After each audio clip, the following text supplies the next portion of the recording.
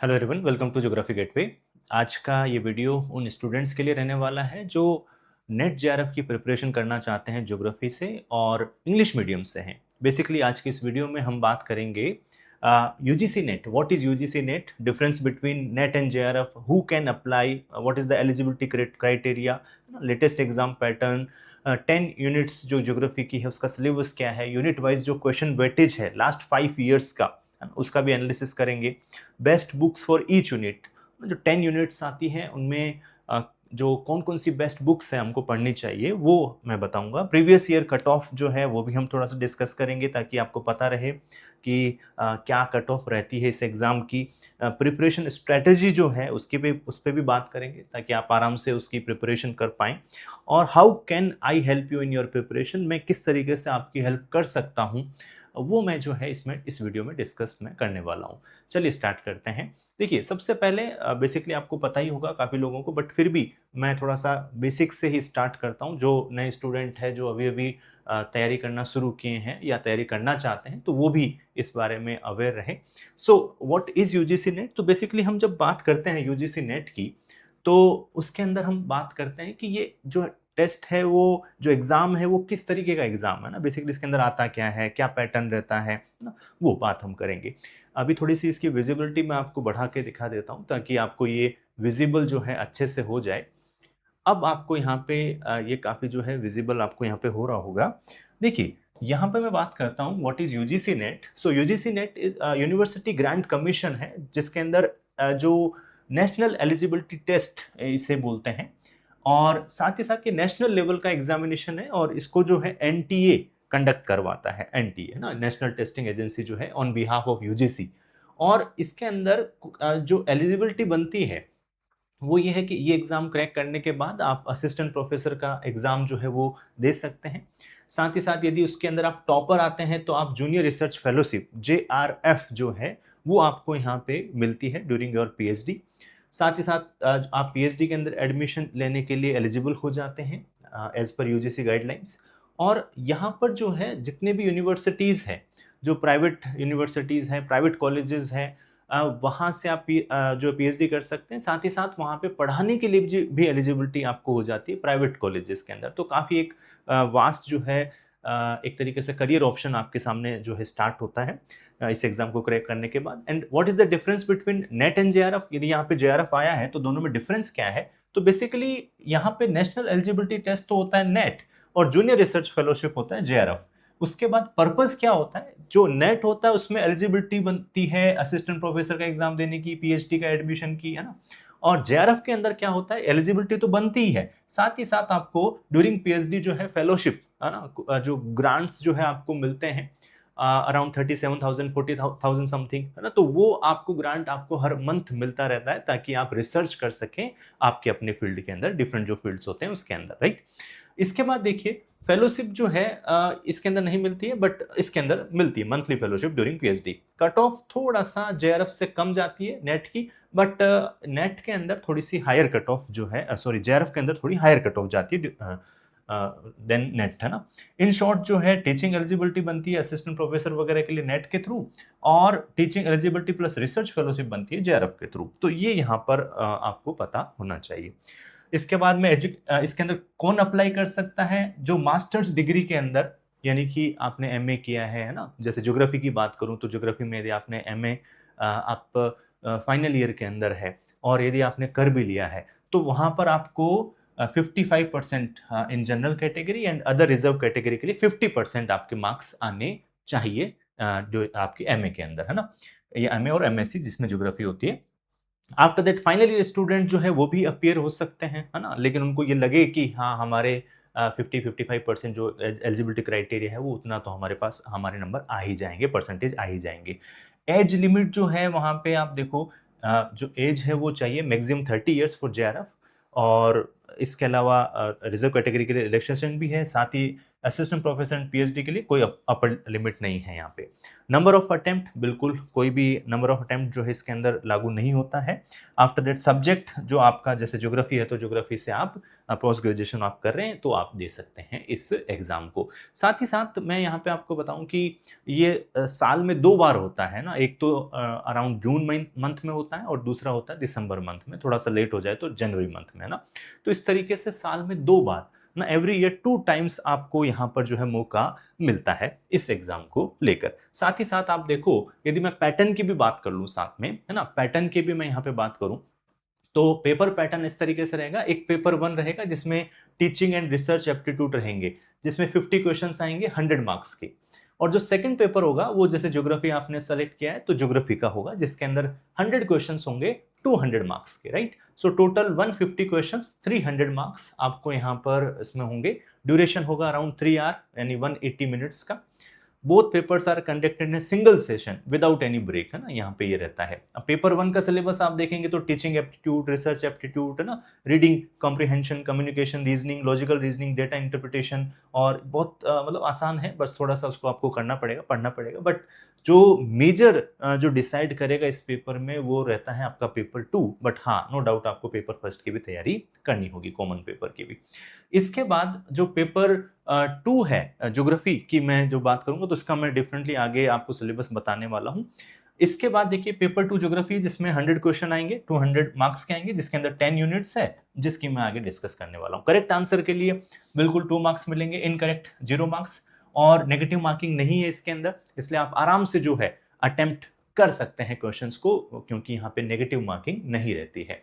तो no negative marking है, okay.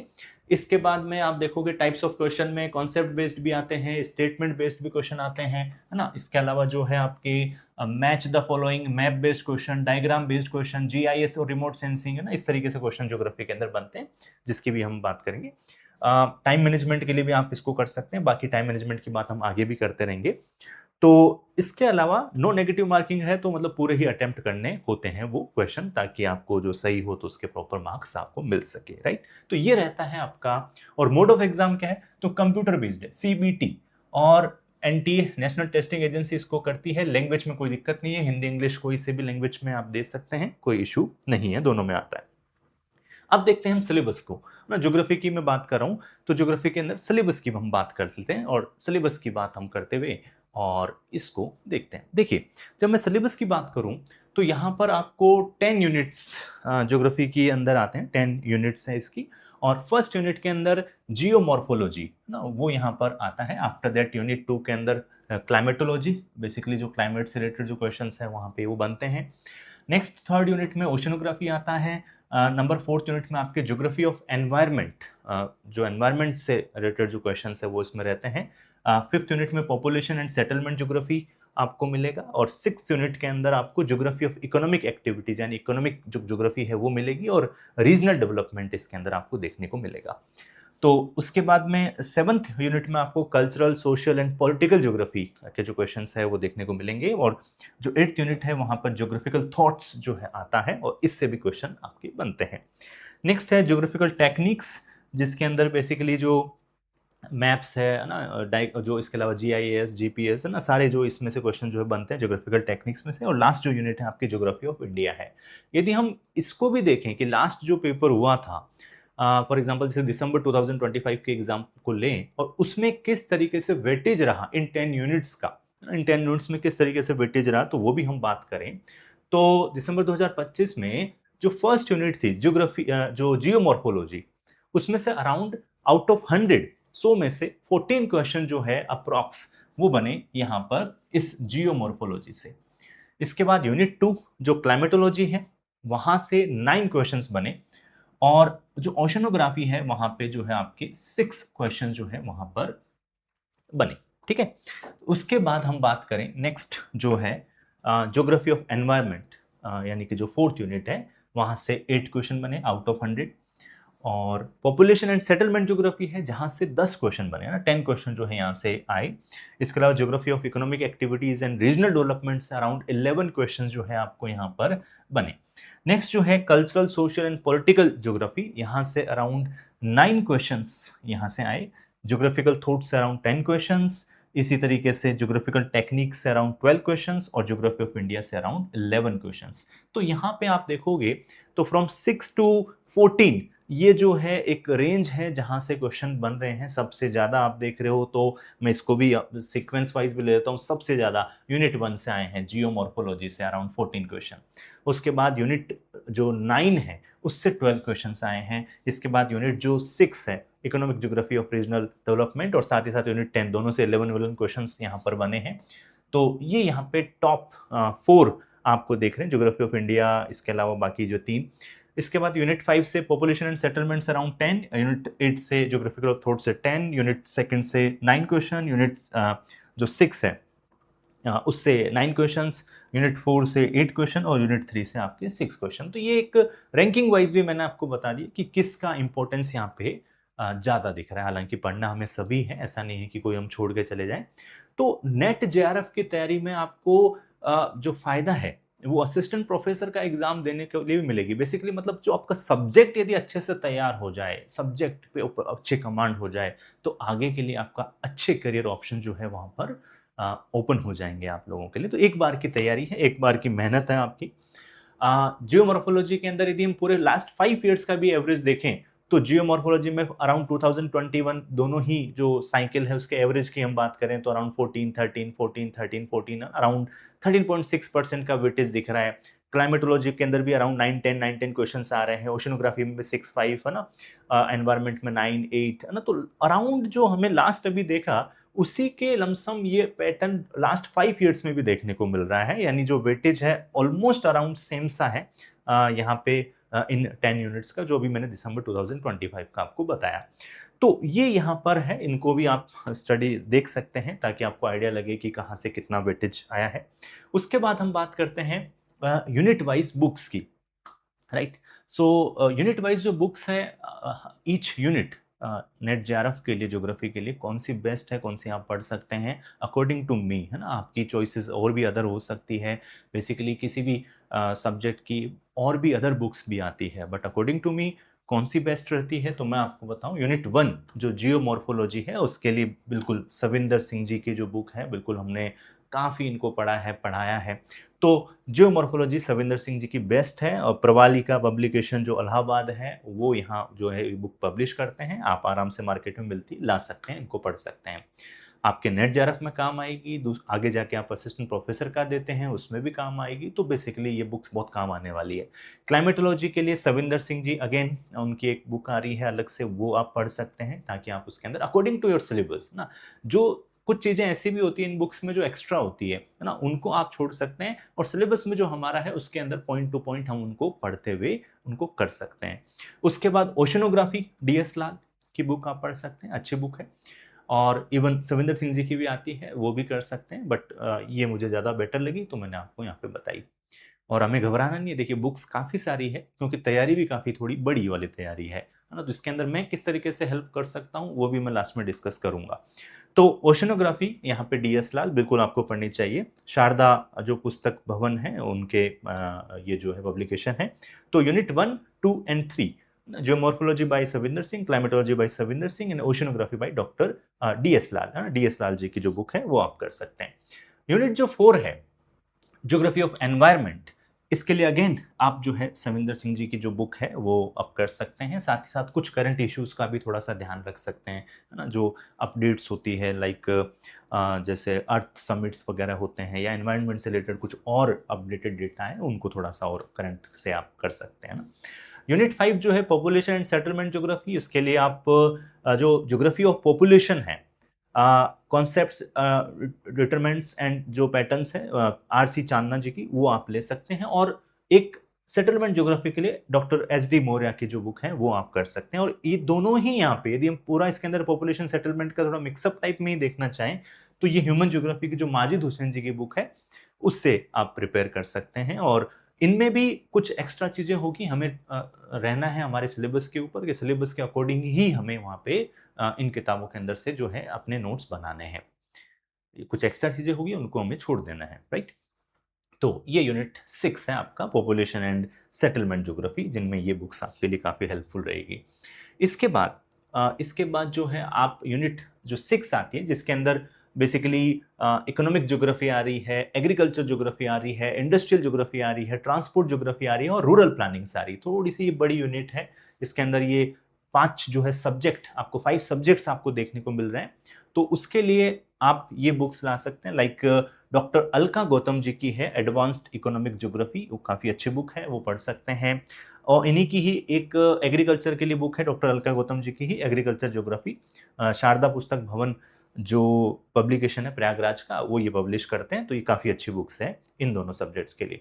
Industrial geography S D Maurya, again आप काफ़ी अच्छी बुक है, इसको आप कर सकते हैं। वो फिर से मैं कहूँगा अकॉर्डिंग टू सिलेबस, है ना। और ट्रांसपोर्ट ज्योग्राफी में जो एच एम सक्सेना जी की बुक है, वो आप देख सकते हैं। इसके अलावा रीजनल प्लानिंग एंड डेवलपमेंट के लिए S D Maurya according to me best book है इसके लिए। तो ये यहाँ पर अकॉर्डिंग टू आपके सिलेबस, इसमें से जो हमें चैप्टर्स है वो उठाते हुए और उनको पढ़ना है, उनको याद करना है, वहाँ से जो है काफ़ी क्वेश्चन वहाँ पे बनते हैं। ओके, इसके बाद आपकी जो यूनिट 7 है, जिसके अंदर cultural and social and political, culture social and political geography, तो कल्चरल ज्योग्राफी के लिए एस डी मौर्य और पॉलिटिकल ज्योग्राफी के लिए सुदीप्त अधिकारी। बेसिकली सारी बुक्स मैं इंग्लिश मीडियम के लिए बता रहा हूँ। हिंदी मीडियम के लिए काफ़ी सोर्सेज अवेलेबल रहते हैं, इंग्लिश के लिए थोड़े लिमिटेड है, बट फिर भी मैं आपके लिए बता रहा हूँ कि ये बुक्स जो है काफ़ी अच्छी है। और साथ ही साथ जब मैं इसको कोर्स को कवर कराता हूँ तो मैं इन बुक्स को भी साथ में लेता हूँ, साथ ही साथ में हिंदी वाली बुक्स में भी कहीं पे थोड़ा बहुत एक्स्ट्रा कहीं मिल जाता है तो उसको भी इंग्लिश के अंदर करते हुए मैं आपको डिलीवर करता हूँ। नेक्स्ट जो 8th नंबर है ज्योग्राफिकल थॉट, वो है माजिद हुसैन जी की इवोल्यूशन ऑफ ज्योग्राफिकल थॉट्स। तो ये काफ़ी अच्छी बुक है माजिद हुसैन जी की, तो ये आप इसको कंसिडर कर सकते हैं यूनिट 8 के लिए, ज्योग्राफिकल थॉट्स के लिए। नेक्स्ट है यूनिट 9, तो इसके अंदर आप ज्योग्राफिकल टेक्निक्स के लिए बिल्कुल जेपी जो आपके जो आर एन मिश्रा जी और जेपी शर्मा जी है ना, जेपी शर्मा जी की बुक काफ़ी अच्छी आती है। पहले जो सिर्फ हिंदी में ही अवेलेबल थी तो मैं हिंदी से ही इंग्लिश के अंदर करते हुए उसको करता था, बट अभी अवेलेबल है इनकी book outline of practical geography J P Sharma ji की, तो ये भी अच्छी बुक है। प्रैक्टिकल ज्योग्राफी की ही एक बुक है आर एन मिश्रा जी की और पी के शर्मा जी की, तो ये काफ़ी, क्योंकि अच्छा खासा वेटेज है इस यूनिट का, तो इनको आप कर सकते हैं।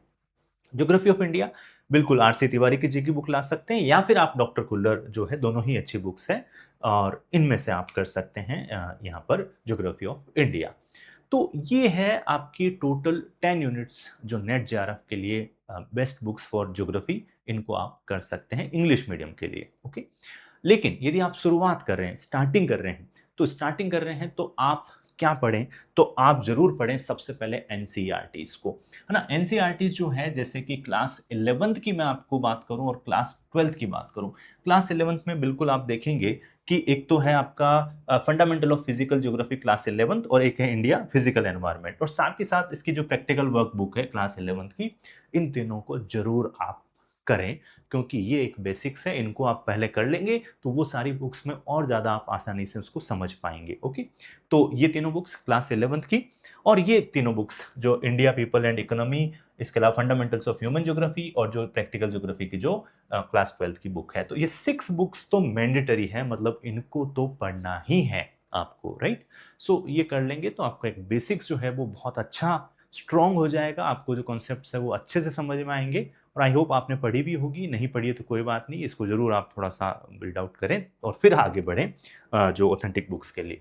नेक्स्ट है कि आपके पास जरूर होनी ही चाहिए, ज्योग्राफी के स्टूडेंट हैं आप तो ज्योग्राफी के स्टूडेंट्स के लिए इंपॉर्टेंट है Oxford student Atlas for India, काफ़ी अच्छी बुक आती है, अभी 7th एडिशन चल रहा है 2026 का, वो आप ला सकते हैं और इसके अंदर साथ में रखें, तो जहाँ पे भी कंफ्यूजन आए, जैसे हम मैपिंग वाले जब क्वेश्चन करते हैं तो इसमें बहुत ज़्यादा हेल्पफुल रहती है। अराउंड हाफ एन आवर दिन का कम से कम अलग से आपको इसको देना ही है, ताकि आपको ये जो लोकेशन बेस्ड क्वेश्चंस वगैरह जो हो वो आप कर पाएँ।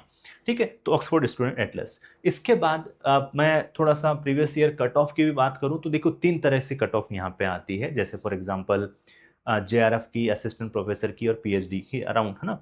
तो ज्योग्राफी की हम करें, कोड 80 नंबर कोड है, तो यहाँ पर आप देखोगे अनरिजर्व कैटेगरी के अंदर जो कट ऑफ जारी है वो जेआरएफ की, है ना, आउट ऑफ 300 224 जा रही है, जिसमें से 75 कैंडिडेट्स को वो चूज करते हैं। इसके अलावा जो ओबीसी के अंदर 212 आ रही है, 57 कैंडिडेट्स है, ईडब्ल्यूएस में 212 और इसके अंदर 22 कैंडिडेट्स को जेआरएफ मिल रही है। एससी के अंदर आपकी 198, 27, एसटी के अंदर 186 कट ऑफ जा रही है और 17 जो कैंडिडेट्स हैं उनको जेआरएफ मिल रही है।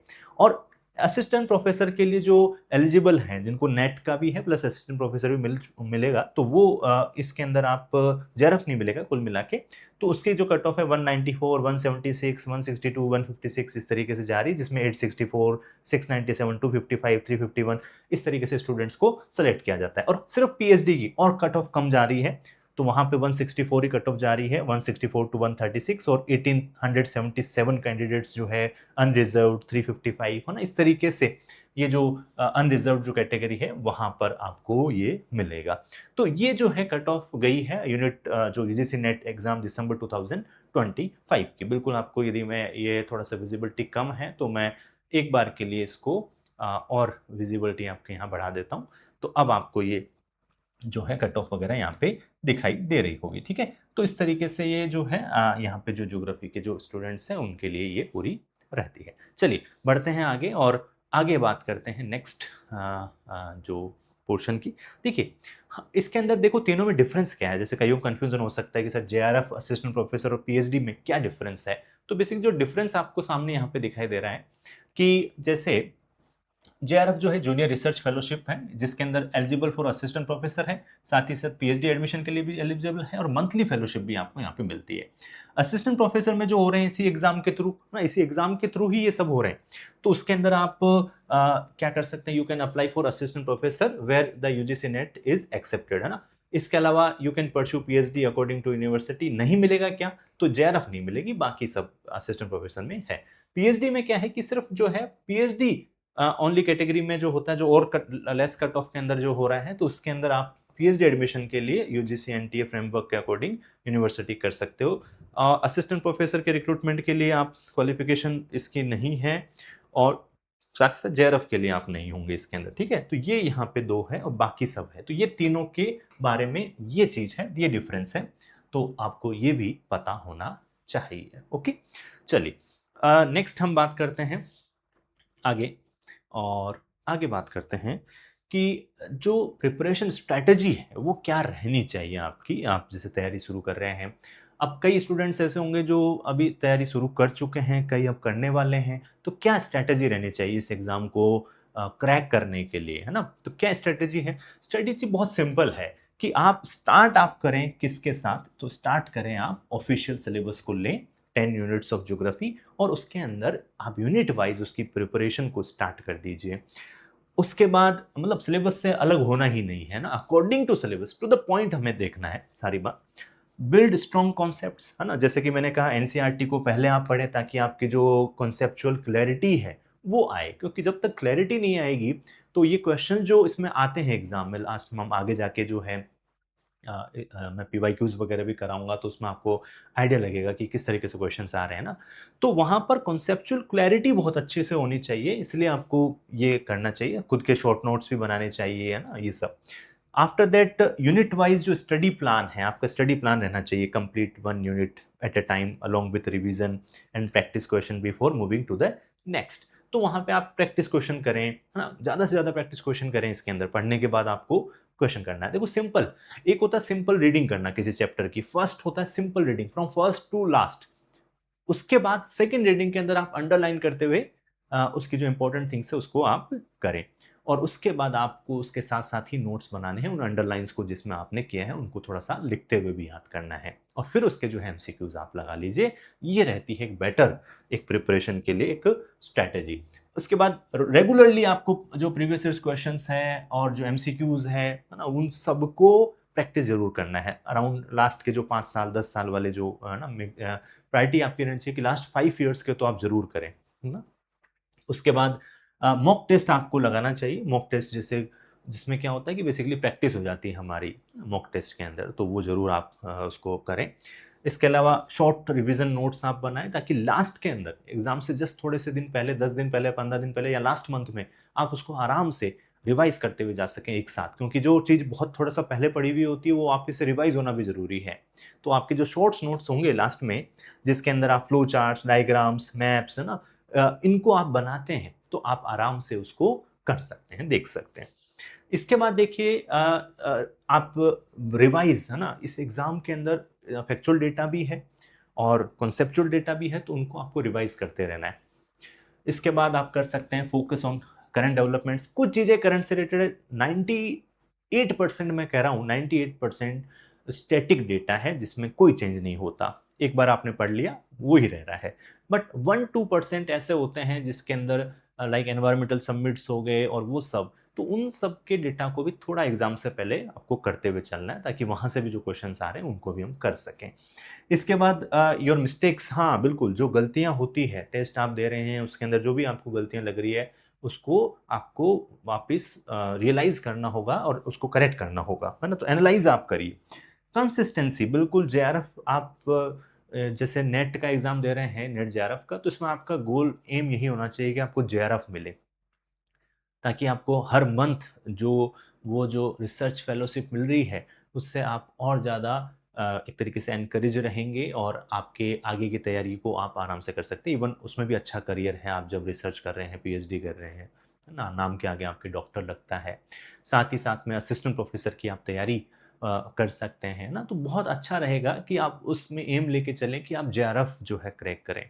और नहीं हो रहा, मान लीजिए, तो नेट हो रहा है तो कोई बात नहीं, आप साथ-साथ में असिस्टेंट प्रोफ़ेसर का एग्ज़ाम दे रखें। देखिए, राजस्थान असिस्टेंट प्रोफ़ेसर है, हिमाचल प्रदेश, मध्य प्रदेश, उत्तर प्रदेश, आप किसी भी राज्य के हों, वहाँ का, किसी भी स्टेट के हो, वहाँ का जो असिस्टेंट प्रोफ़ेसर का एग्ज़ाम है, वो आप इसी नेट क्लियर होने के बाद ही एलिजिबल होंगे। तो इसलिए बहुत ज़्यादा इम्पोर्टेंट हो जाता है कि ये तैयारी आपके उसमें भी काम आएगी, है ना? तो बेसिकली मैं यहाँ पे बात करूँ तो मैं, चलिए इसके बारे में, इंग्लिश मीडियम के बैच के बारे में तो मैं बाद में बात करूँगा, एप्लीकेशन के बारे में बाद में बात करूँगा। लेकिन जैसे हो क्या रहा है कि जैसे प्रिपरेशन जो है ना? इंग्लिश मीडियम के लिए सेपरेट बैच है और हिंदी मीडियम के लिए सेपरेट बैच है बेसिकली, ताकि आप आराम से, इंग्लिश मीडियम के जो स्टूडेंट्स हैं उनको आराम से एक जगह कंटेंट मिले। तो फाउंडेशन बैच जून 2027 की मैं जब बात करता हूँ, तो इसके अंदर जैसे फॉर एग्ज़ाम्पल एक एक एक साल भर की तैयारी आपको मिले, है ना? ताकि एक ऐसा हो ना, एक बार की आप तैयारी कर लें तो उसमें आप असिस्टेंट प्रोफ़ेसर की भी तैयारी हो जाए आपकी, और साथ ही साथ आप नेट जेआरएफ क्लियर कर लें और आपको एकदम कॉन्सेप्चुअल क्लैरिटी के साथ आप कर पाएँ। इसके लिए ये बैच है जिसकी मैं बाद में बात करूँगा। उसमें होगा क्या, जैसे मैं फॉर एग्ज़ाम्पल यूनिट 10 से स्टार्ट कर रहा हूँ, यूनिट 10 से, और 13th ऑफ जुलाई से ही ये शुरू हो रहा है बैच, जिसके अंदर किस तरीके से क्लासें रहने वाली हैं वो सारी मैं बात करूँगा। तो यहाँ पर जैसे इंडियन ज्योग्राफी के साथ स्टार्ट कर रहा हूँ, तो कुछ आपको भी इस तरीके से प्रिपरेशन करनी चाहिए जो सेल्फ स्टडी भी कर रहे हैं ना, उनके लिए भी ये बेटर है कि आप सेल्फ स्टडी भी करते हैं कोई, कि भाई ठीक है, मुझे इतना नहीं है ज़रूरत और मैं सेल्फ स्टडी कर सकता हूँ या कर सकती हूँ, तो आप इस तरीके से करें कि वहाँ पर आपको मैप का अच्छे से यूज़ करना है ना। वहाँ पे आपको इस तरीके से फ्लो चार्ट्स का यूज़ करना है, लाइक हिमालयंस है ना, northern plains, great plains, peninsular plateau, और उसमें आपको ओरिजिन, उसका regional division, like Punjab Himalaya, Kumaon Nepal, Assam Himalaya. तो ये जो आप इस तरीके से जब फ्लो चार्ट्स, मैप्स का यूज़ करेंगे आपके नोट्स में, तो बहुत ज़्यादा वो हेल्पफुल आपके लिए रहने वाला है ना? इस तरीके से आप मैप बनाएँ, जिसमें east to west, west to east पूछ लिया जाता है। तो वहाँ पे आपको इस तरीके से मैप ड्रॉ करना होगा कि नंगा पर्वत कहाँ है, बद्रीनाथ, नंदा देवी, है ना? धौलागिरी, अन्नपूर्णा, मनसा, नमचा बरवा। सो बेसिकली ये जब आप बनाते हैं, तो आपके दिमाग में ये आइडिया रहता है कि वो कहाँ पर, किस तरीके से है। इसी तरीके से आप आईटी, एसजेड, एमसीटी, एमबीएफ, एचएफएफ, तो ये मैप बना लिया, तो किस-किस के बीच में, फॉर एग्जांपल आईटी, एसजेड के बारे में पूछा जाता है, इंडो सांगपो सचर जोन, सो ट्रांस हिमालयन, ग्रेट हिमालय के बीच में, है ना? तो ये एक आइडिया लगता है। और लाइकवाइज़ जो आपकी कहाँ पर है Kathmandu valley, Kathmandu valley is situated in between which Himalaya, so it is located in between great Himalaya and middle Himalaya, okay? Kashmir Himalaya is located in between great Himalaya and middle Himalayas, Pir Panjal range. सो ये आप जब इस तरीके से मैप बनाएँगे ना, इस तरीके से आप मैप बनाएँगे, तो और ज़्यादा आपको, आपके जो कॉन्सेप्ट्स हैं वो क्लियर रहेंगे, जितने भी पासेस हैं उनका इस तरीके से आप मैप बनाएँ, इंडियन ज्योग्राफी के अंदर। वेस्टर्न घाट्स के अंदर किस तरीके से कौन-सी रेंज कहाँ पर है, वो आप बनाएँ। साथ ही साथ ईस्टर्न घाट की भी इस तरीके से करें, है ना? आइलैंड्स को इस तरीके से बनाते हुए लिखें कि north Andaman, middle Andaman, south Andaman, after that sentinel islands कहाँ हैं, हेवलॉक, नील, रोस आइलैंड्स कहाँ पे हैं। तो ये कर सकते हैं। रिवर्स वाले चैप्टर की भी मैं बात करूँ, तो इस तरीके से आप रिवर्स बनाइए, झेलम, चेनाब, रावी, व्यास, सतलज कौन-सी जगह पे कहाँ है। तो ये जब मैप आपके नोट्स में बनेंगे, है ना, जो मैं क्लास में बनवाता हूँ, बेसिकली क्लास के ही जो नोट्स है वो यहाँ पर मैं ला रहा हूँ। तो ये जो नोट्स हैं वो सारे के सारे लाइक है ना, नंदप्रयाग, विष्णुप्रयाग, कर्णप्रयाग, रुद्रप्रयाग ये कहाँ है, सारी रिवर्स का फ्रॉम स्टार्टिंग पॉइंट, क्योंकि रिवर्स में पूछ लेते हैं, है ना, left bank tributary, right bank tributaries, तो वो कब आपको पता रहेगा, जब आपके सामने मैप होंगे, है ना, आपके, जब आप इस तरीके से नोट्स बनाएंगे आपके, like major lakes of India और ये सब। अब ये सब जब यहाँ पर हम बात करते हैं ना, तो यहाँ से मैं जो स्टार्ट कर रहा हूँ इसी यूनिट से, यूनिट 10 से, और उसके बाद आगे जो है अदर यूनिट्स को लेकर चलूँगा। अब ये जो बैच है उसके लिए आप एनरोल कर सकते हैं ज्योग्राफी गेटवे ऐप के ऊपर, यदि आप चाहें, और सेल्फ स्टडी कर रहे हैं तो कोई इशू नहीं है, मैं आपके लिए बीच बीच में इस तरीके से वीडियोज़ लाता रहूँगा आपकी हेल्प के लिए, तो वहाँ से आप हेल्प ले सकते हैं ना। तो यहाँ पर जैसे NET JRF geography foundation batch June 2027 English medium के लिए, हिंदी मीडियम के लिए सेपरेट बैच है, ये बैच जो है इंग्लिश मीडियम के लिए जो जून 2027 को टारगेट करता है। अब यहाँ पर क्या है कि इस तरीके से 10 यूनिट्स यहाँ पे बनी हुई है, यूनिट 1, यूनिट 2, उसी के अंदर आपके जो लेक्चर्स है वो होते जाएंगे, लाइव क्लासेस रहने वाली है, उसके बाद वो ही रिकॉर्ड होके आपके इस फ़ोल्डर के अंदर जो है सेव हो जाएगी, जहाँ आप उसको अनलिमिटेड टाइम, आपकी कोर्स वैलिडिटी जो 1 ईयर वैलिडिटी है उसके, उसमें देख सकते हैं आराम से, है ना। साथ ही साथ उसी के आगे जैसे जो चैप्टर जैसे मैंने लिया जो इंट्रोडक्शन ऑफ इंडिया, है ना, इंडियन ज्योग्राफी या ओरिजिन ऑफ द अर्थ, है ना, तो उनकी जो पीपीटीज़ है, उनकी जो मैं यहाँ पे बोर्ड पे लिख रहा हूँ, सेम वो ही आगे की तरफ उसमें अटैच हो जाएगी एज़ ए पीडीएफ। तो उसको भी आप अपने फ़ोन में डाउनलोड करके, इस ऐप में डाउनलोड करके, और उसको भी आप रिवाइज़ कर सकते हैं। तो एक तरीके से आपके नोट्स बन जाएँगे ईच एंड एवरी यूनिट के। तो यहाँ पर जो है सिलेबस और स्ट्रैटेजी का वीडियो आपको यहाँ पर जो है इस तरीके से यहाँ पे मिलता है। इसके अलावा जो यूनिट्स हैं वो यहाँ पे है। साथ ही साथ प्लान, कोर्स प्लान किस तरीके से रहेगा कि इनिशियली जो है हम 1 आवर की क्लास इसके अंदर डिलीवर करेंगे 6 डेज ऑफ ए वीक, और 7th डे जो है एमसीक्यू की प्रैक्टिस के लिए आपको एक टेस्ट मिलेगा, जो टेस्ट वाली कैटेगरी के अंदर यहाँ पे रहेगा। तो पहले क्लास लाइव रहेगी जब लाइव वाले टाइम पे, उसके बाद ये रिकॉर्डेड वाले फोल्डर के अंदर सेव हो जाएगी। ओके, उसके बाद आपको यहाँ पे टेस्ट जो है आप कंडक्ट दे सकते हैं, मिनी टेस्ट होंगे, और लास्ट में जाके फिर वो मेजर टेस्ट होंगे जब कंप्लीट वो यूनिट हो जाएगी। उसके बाद धीरे धीरे धीरे अगले मंथ से इस क्लास टाइमिंग को थोड़ा बढ़ाया जाएगा, है ना, 1.5 आवर 2 आवर्स जो है वो यहाँ पे वो क्लास रहने वाली है, और धीरे धीरे इस तरीके से वो कोर्स रहेगा। अराउंड 10 मंथ्स के अंदर हम इसको कंप्लीट करेंगे। लास्ट के 2 मंथ्स जो है रिवीजन रहेगा आपका, और फिर आप आराम से आप एग्जाम दे दीजिए। तो टेस्ट सीरीज इसी के साथ रहने वाली है, जो बोर्ड पीडीएफ है इसी के साथ रहने वाली है, और आपको जो लेक्चर्स हैं अराउंड 350 टू 400 लेक्चर जो है वो यहाँ पर होने वाले हैं। तो इस तरीके से काफ़ी जो लेक्चर्स आपको यहाँ पे मिल जाएंगे। तो साथ साथ आप तैयारी करें, कोई भी डाउट हो, बिल्कुल ये मेंटोरशिप वाला बैच होगा जिसमें आप आराम से आपके डाउट्स पूछ सकते हैं, है ना, और ये जो कई चीज़ें जो आपको डाउट आता ही रहता है ना, इतनी बड़ी तैयारी आप कर रहे हैं, तो कोई भी डाउट आए तो मैं आपके उस हेल्प के लिए आपके हमेशा रहने वाला हूँ। तो ये इंग्लिश मीडियम का बैच है, और बाकी हिंदी मीडियम के जो स्टूडेंट्स हैं वो अलग उसका भी बैच चल रहा है, तो वो वहाँ पे एनरोल कर सकते हैं। तो एप्लीकेशन के अंदर आप जाएँ ज्योग्राफी गेटवे में, वहाँ पर आपको ये जो वीडियो है वो मिल जाएगा। तो इस तरीके से ये मेरी जो हेल्प आप लोगों के लिए रहने वाली है, इस तरीके से मैं आपकी हेल्प कर सकता हूँ। और सेल्फ स्टडी आप कर रहे हैं तो करते रहिए, कोई इशू नहीं है। उसके लिए भी मैं बीच-बीच में जो है YouTube channel geography gateway, Hindi medium का अलग है, इंग्लिश मीडियम का अलग है, दोनों ही पे उसके ऊपर मैं वीडियोज़ लाते रहूँगा बीच-बीच में, ताकि आप आराम से उसकी हेल्प से भी आप कर पाएँ, है ना? सो आज के लिए बस इतना ही। आपको कोई भी डाउट हो, एप्लीकेशन पे जाएँ, वहाँ पे मेरे व्हाट्सएप नंबर है, कॉल है, वहाँ पर आप कॉल कर सकते हैं, नंबर है, और ना उन सब से और बात कर सकते हैं। कोई भी डाउट हो तो आप एक मैसेज आप ड्रॉप कर दीजिएगा। और ये जो बैच है, बिल्कुल यहाँ से मंडे से, यानी कि 13th ऑफ जुलाई से ही जो है स्टार्ट हो रहा है। आप आराम से इसमें एनरोल करना चाहें कर सकते हैं। 2-3 दिन में वहाँ पे डेमो क्लासेस के वीडियोज़ भी आपके सामने आ जाएँगे। उनको भी देखते हुए आप अपना डिसीज़न जो है वो बना सकते हैं। Okay? So that's all for today. See you in the next class. Take care.